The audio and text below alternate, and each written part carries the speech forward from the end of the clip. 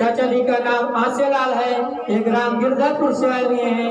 इनकी गवाही है, ये बता रहे हैं कि हमारे 2 महीने से सांस फूल रहा था और खांसी आ रही थी। ये बता रहे हैं हमने कई जगह पे इलाज कराया, कोई आराम नहीं हुआ।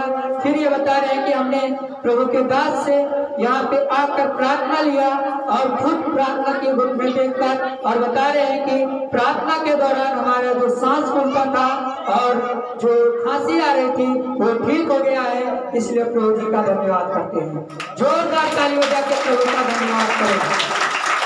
आमीन।